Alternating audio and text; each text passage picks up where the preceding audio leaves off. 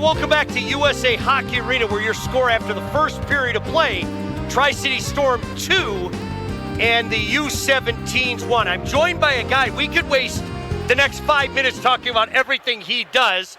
Comedian, impersonator, artist, writer, most importantly, a friend as well. Darrin Brege. How are you, buddy? Good, doing good. How are you? The reason Darrin's up here, in case you didn't know, it was Darrin's job to design this beauty. And, you know, Darrin, first let's start with that. I've known you for a while. You're a big Star Wars fan. How did you come up with that idea? And, of course, BB-8. Well, we've had a thing where we've done a hero and a villain every year. The first year we did the Darth Vader jerseys for year one of the Star Wars Night, where Vader wrapped around. The next year we did Han Solo. Last year was Stormtroopers, so this year was going to be another good guy. And everyone loves BB-8. Yeah. And so the challenge was how to make a little snowman-looking droid look cool on a hockey jersey.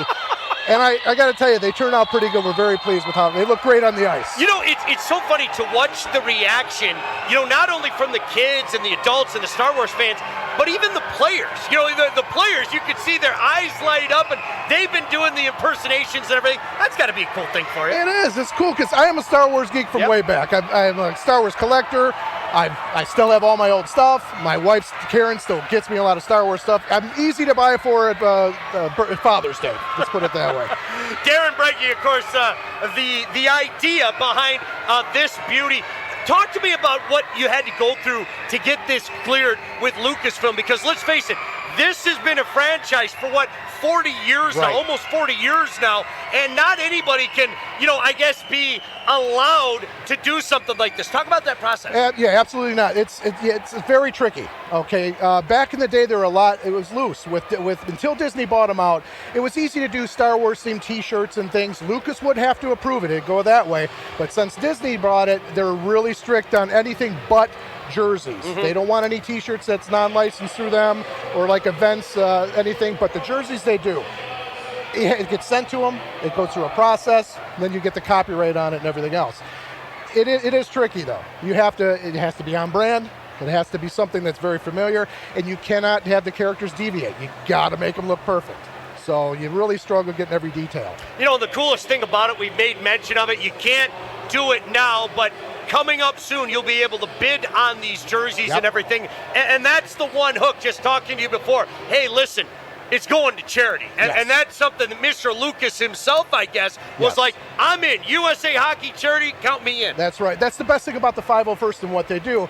I was fortunate enough to meet the founder of all of it, the guy that started this years ago, Alvin Johnson. John Leopold runs the Great Lakes Garrison, which is this now. But they're tireless charity workers. And all the jerseys and every penny will be for the auction, will be donated to Mott Children's Hospital. I don't get anything for it. I get a jersey, but I do it for the charity as well.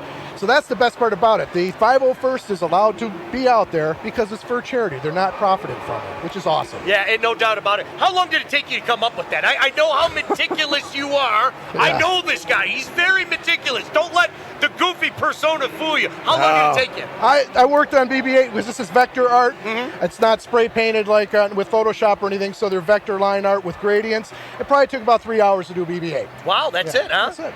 Hey, you know, let everybody know some of the other stuff you're doing out there. You know, I'm proud of you. There's no doubt. I mean, you have some books. You and your wife do comedy shows. Certainly, you've done impersonations on the radio for many years. What's going on in your life? Yeah, not that I would know anything about that. Not that he knows. Now, see, he's talking like an announcer guy, but he and I have been together long time. Many, many years. I think we met in, 2001 or something like Probably, that? Probably, yeah. Gosh, is it that long? Wow. Yes, it's been that long. I'm a comedic impersonator. My wife and I do impressions, and that's where I used to do it on the sports radio.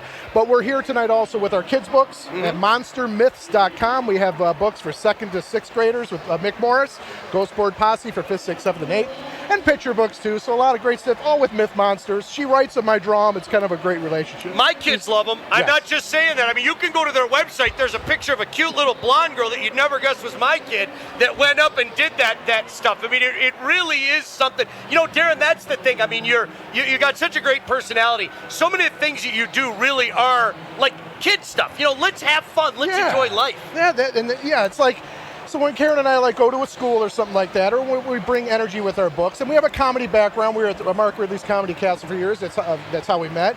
But yeah, I guess it's all about the right side of the brain. I draw, I listen, and everything. It's all kicking that way. I'm not going to do numbers. I'm not a left side of the brainer. No.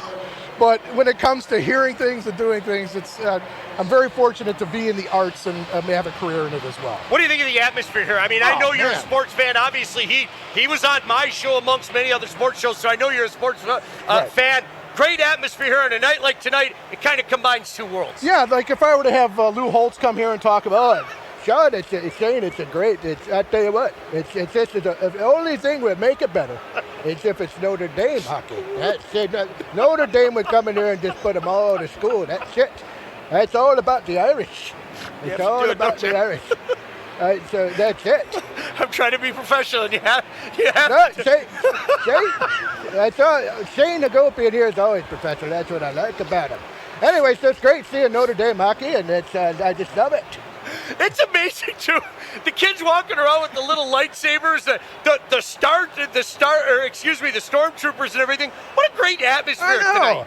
Yeah, you get to watch. You see some great hockey. Got some BB-8 jerseys. Kylo Ren's here. You know, some bad guys, good guys, and little kids, adults. I seen a guy wearing Princess Leia buns on his head with his kids. So it's fun for all ages as well. There's Star Wars geeks everywhere. Kylo Ren was about as bad as the whole series. Am I wrong in saying that? He was about as bad a dude as we've seen in the whole series. Absolutely not a good dude. He had some father issues too.